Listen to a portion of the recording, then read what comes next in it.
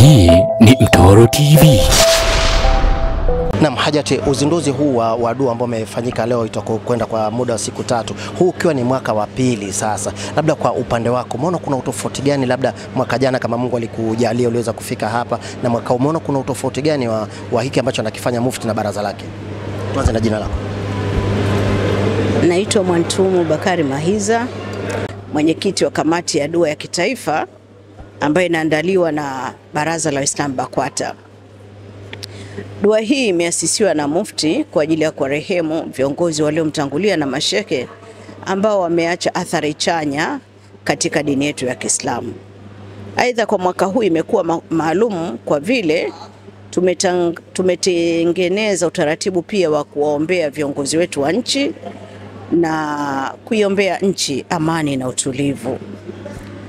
Mabadiliko au tofauti wa mwaka jana na mwaka huu ni kwamba mwaka jana tulifanya kuwaombea viongozi wa nchi na waliotangulia.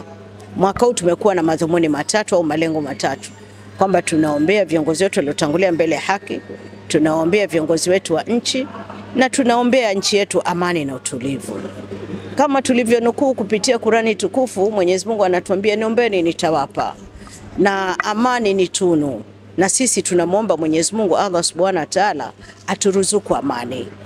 Tutajidanganya sana sisi wa Tanzania kama tukidhani amani ipo kama ilivyo kitu kingine. Amani haipo sokoni, amani haipo dukani, wala haiko mahala kama utaikuta. Amani hutengenezwa na vitu vingi. Pamoja na hayo ni ustahimilivu na hekma, busara za wale wanaohusika katika nchi husika. Kwa sisi kama sehemu ya Tanzania tuliona tujinyenyekeze mbele ya Allah kwa kumuomba aturuzuku amani. Kwamba kutofautiana kwa maono kupo ndio binadamu, kutokubaliana kwa maeneo kupo ndio binadamu, lakini linapofika swala linalohusu amani lazima wote tuwe kitu kimoja. Hatuwezi kuumizana, hatuwezi kupotezana, hatuwezi kudharauliana kwa ajili ya mambo ambayo yanaweza katengenezwa. Kwa hiyo dua hii ni makususi tumejikabidhi kwenye mikono ya Mwenyezi Mungu na kuikabidhi nchi yetu mikononi mwake Allah Subhanahu wa Ta'ala. Maana yeye ndio muumba mbingu na ardhi, muweza wa kila jambo. Basi Mola wetu mlezi inshallah aturuzuku amani. Kwamba kila atakayekuja na ukali ampozi, kila atakayekuwa na dhamira mbaya amzuie kutimiza ile azma yake. Kwa sababu wako wepesi watakaoruka, wako wepesi watakaokimbia, lakini tujue nchi yetu ina watu wa aina mbalimbali. Watoto hawezi mbio, watu wazima hawawezi mbio, wagonjwa hawataweza mbio na kadhalika na kadhalika. Lakini madhara yakitokea hakuna atakayekuwa na amani, hakuna atakayeweza kufanya shughuli za kiuchumi. Kwa hiyo wakati wengine wakiendeleza harakati za kisiasa, sisi huku tumejinyenyekeza kwa Mwenyezi Mungu kumuomba atupatie amani kwenye nchi yetu. Hili ndio madhumuni makubwa, na leo tumefungua na watu watakesha. Kesho ni kina mama na tena watu wataendelea kukesha. Tutahitimisha Ijumaa ambapo kutakuwa na hitma Jumamosi na kutakuwa na visomo pia vizito na sadaka. Kwa hiyo mimi niwakaribishe wote, tutakuwa na wageni maarufu na wageni mashuhuri na waalikwa na waumini. Tunawakaribisha katika viwanja vya Mohamed wa 6 msikiti mkuu wa BAKWATA. Karibuni sana. Hajati, labda kwa kumalizia tu, kwa kuwa lengo kuu ilikuwa ni dua pamoja na amani, lakini pia kwa sababu tunaelekea uchaguzi mkuu wa nchi yetu ya Tanzania, nini neno lako sasa Hajati? Mimi neno langu kuhusu uchaguzi niseme kila ambaye anajiona amejipima, anajiona anazo sifa, ana uwezo wa kugombea nafasi, basi inshallah aende.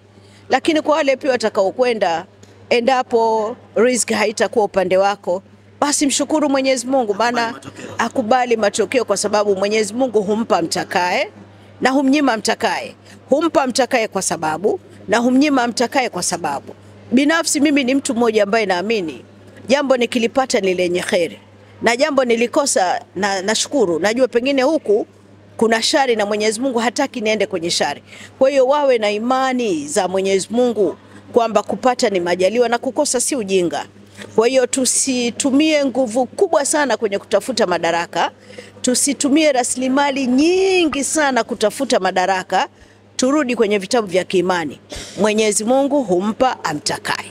Mimi ninayo mifano mingi katika nchi hii na nje za nchi au nchi jirani.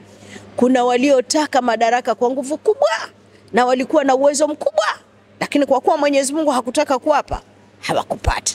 Kwa hiyo kila mmoja anayetaka kwenda kwenye mchakato, kwanza mtangulize Mwenyezi Mungu. Jikabidhi kwa Mungu na umwambie Mwenyezi Mungu, mimi dhamira yangu imenituma kwenda kwenye jambo hili. Mwenyezi Mungu, kama jambo hili lina kheri nami nifanyie wepesi. Kama jambo hili halina kheri na mimi, basi nizuie. Kwa hiyo mimi nasema wote tuende kwenye mchakato tukiwa na matumaini ya kumtanguliza Mwenyezi Mungu. Na baada ya hapo niseme na sisi ambao hatutagombea popote, ni waumini, tuwe waumini wa Kiislamu au waumini wa madhehebu zingine, tuendelee pia kuwashawishi wenzetu kutokuwa wakali katika ndimi zao. Katika kiungo ambacho kina dhima kubwa ni ulimi.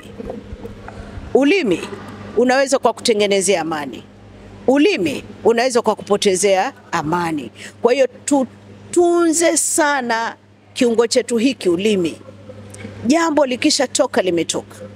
Ndio vile wasanii wa taarabu wanakuambia neno likishatoka halirudi tena mdomoni.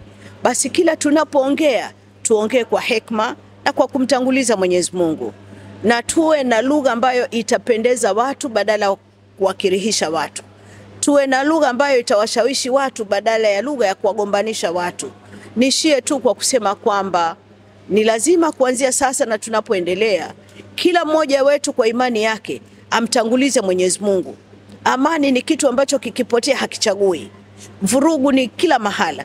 Basi Mwenyezi Mungu kwa rehema zako na kwa baraka za mtume wetu Muhammad sallallahu alaihi wasallam, tuepushe na mabaya yote, tena peperusha mbali kusikojulikana. Tupe amani na utulivu, tuende kwenye uchaguzi kwa amani. Mwenye riziki yake mpe, na ambaye hukumpangia huko basi umrudishe kwa amani, na roho zao zitulie, ziwe na amani, burudani. Shukran sana. Asante. Hii ni Mtoro TV.